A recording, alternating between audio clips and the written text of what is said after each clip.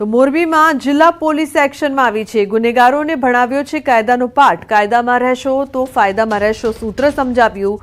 હળવદમાં ગેરકાયદેસર હોટલ તોડી પડાઈ। તો પંકજ ગોઠી અને ધર્મેન્દ્ર ગોઠીની હતી હોટલ। સરકારી જગ્યામાં આ હોટલ બનાવવામાં આવી હતી અને હવે તંત્ર દ્વારા હથોડો ચલાવવામાં આવી રહ્યો છે તમામ ગેરકાયદેસર મિલકત પર, ખાસ કરીને આરોપીઓની। વાંકાનેર સિટી અને તાલુકા થઈને 20 જેટલા વીજ જોડાણ છે એ કાપવામાં આવ્યા છે અને એમની સજાકીય કાર્યવાહી પણ દંડની પણ કાર્યવાહી પણ કરવામાં આવી છે। હવે નળ જોડાણ અને જમીન ઉપર જે મકાન કે વાડા કે બાંધકામ કોઈ કરેલું હશે તો તે અંગેની માહિતી મેળવી અને એની કાયદેસરની કાર્યવાહી કરવામાં આવશે।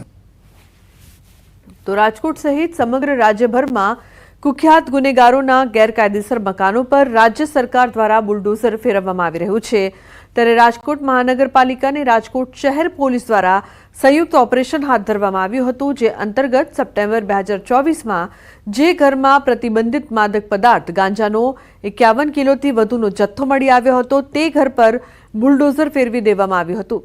જંગલેશ્વરી શેરી number 6માં history sheeter Rama Juneja અને તેના સાગરીતોના ઘર પર બુલડોઝર ફેરવી દેવાયા હતા। રાજકોટ શહેર પોલીસ દ્વારા કુલ 756 જેટલા કુખ્યાત આરોપીઓનું લિસ્ટ તૈયાર કરવામાં આવ્યું છે। આગામી સમયમાં રાજકોટ શહેર પોલીસ દ્વારા આવા વ્યક્તિઓ વિરુદ્ધ કડકમાં કડક કાર્યવાહી હાથ ધરવામાં આવશે।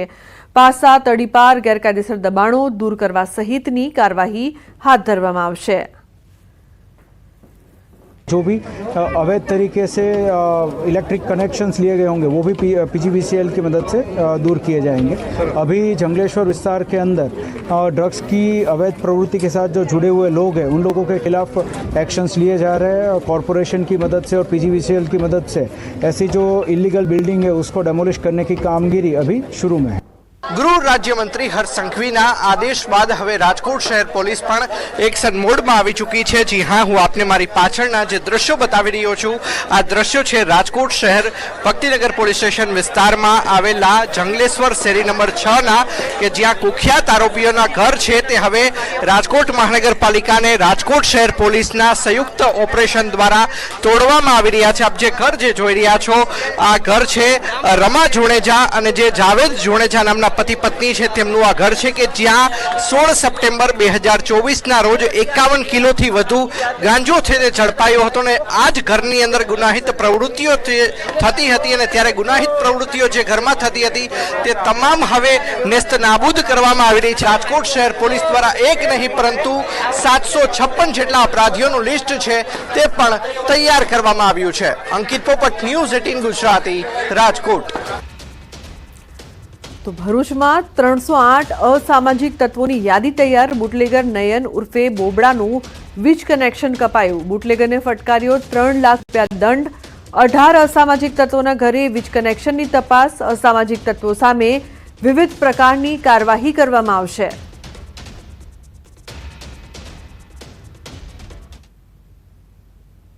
ભરૂચ જિલ્લા પોલીસ દ્વારા પણ સક્રિય રીતે આવા અસામાજિક તત્વોની યાદી તૈયાર કરવામાં આવેલી છે અને તેના વિરુદ્ધમાં વિવિધ રીતે કાયદાકીય જોગવાઈઓ મુજબ કાયદાકીય કાર્યવાહી કરવામાં આવી રહી છે।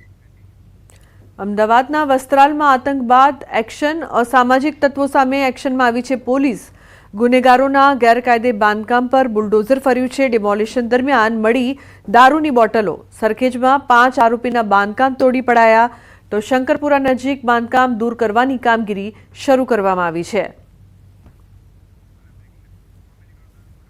તો મહત્વનું છે કે અમદાવાદમાં બુટલેગરોના ઘર પર જે પ્રકારથી ફર્યું છે બુલડોઝર, પોલીસ અને એએમસીના સંકલનથી કાર્યવાહી કરવામાં આવી છે। યાદી પ્રમાણે ગેરકાયદે બાંધકામ પર તવાઈ કરવામાં આવી છે। સરખેજ ઉજાલા સર્કલ નજીક કાર્યવાહી થઈ। 5 બુટલેગરોના મકાન તોડી પડાયા। પોલીસના ચાંપતા બંદોબસ્ત સાથે આ કાર્યવાહી કરવામાં આવી છે, જેમાં દારૂની બોટલો પણ જોવા મળી રહી છે। બીજી તરફ પોરબંદર છાયા વિસ્તારમાં ફરી એક વખત ડિમોલિશન। છાયા પંચાયત ચોકી વિસ્તારમાં ડિમોલિશનની કામગીરી હાથ ધરાઈ। 4 થી 5 ગેરકાયદેસર કાચા પાકા મકાન તોડી પાડવાની કામગીરી। ચુસ્ત પોલીસ બંદોબસ્ત સાથે દબાણ દૂર કરવાની કાર્યવાહી કરવામાં આવી છે।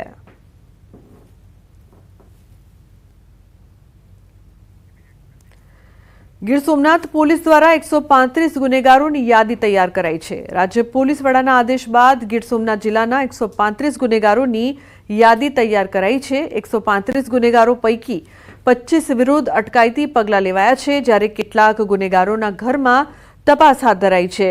તપાસ દરમિયાન 3 ગુનેગારોના ઘરમાંથી 5 હથિયાર મળી આવ્યા છે.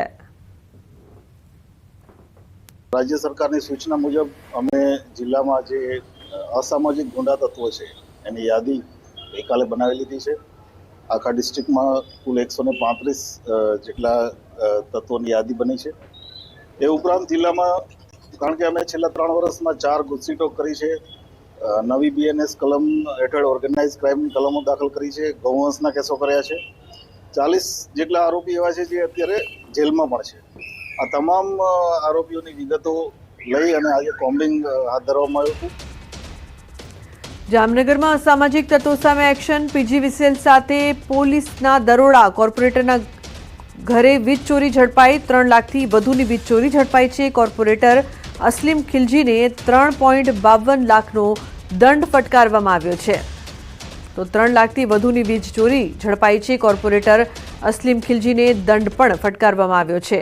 તો જે પ્રકારથી જામનગરથી અત્યારે આપ જોઈ રહ્યા છો, અસામાજિક તત્વો સામે એક્શન સાથે જ દંડ પણ ફટકારવામાં આવી રહ્યો છે. PGVCL સાથે પોલીસ દ્વારા દરોડા પાડવામાં આવ્યા.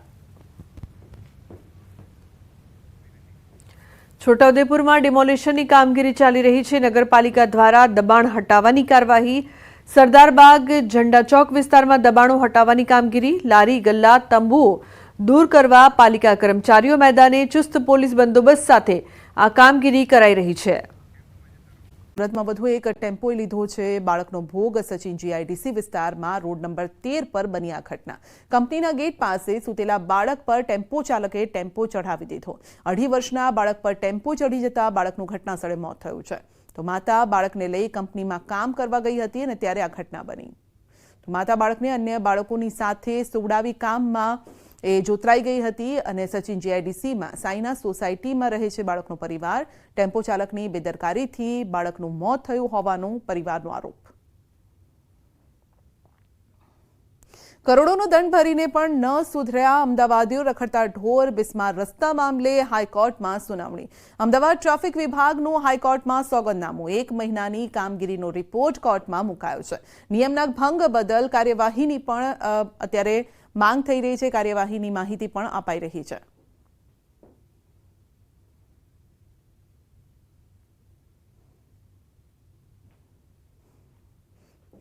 ગીર સોમનાથમાં ધોળા દિવસે સિંહણ અને સિંહ બાળના આંટા ફેરા. કોડીનારના બાવાના પીપળવા ગામે ધોળા દિવસે આંટા ફેરા. ધોળા દિવસે સિંહણ અને સિંહ બાળ દેખાઈ રહ્યા છે. ખેડૂતોમાં પણ ભય છે. છેલ્લા ઘણા દિવસોથી બાવાના પીપળવા ગામે સિંહોએ ધામા નાખ્યા છે અને ખેડૂતો ખેતરમાં જઈ નથી શકતા, કારણ કે ખેતરમાં જ તેઓ અત્યારે લટાર મારી રહ્યા છે. પહેલા તો રાત્રે દેખાતા હતા. રાત્રે સામાન્ય રીતે તેઓ શિકારની શોધમાં નીકળતા હોય તેવું આપણે જોયું છે, પરંતુ હવે ધોળા દિવસે સિંહ અને સિંહ બાળ વાડી વિસ્તારમાં લટાર મારી રહ્યા છે. આવા સમયે ખેડૂતો ખેતી કામ પણ કરવા નથી જઈ શકતા. રાત્રે જ પહેલા તો બીક લાગતી હતી, પરંતુ હવે દિવસે પણ ખેતરમાં કામ કરવા જતા લોકોને ડર લાગે છે.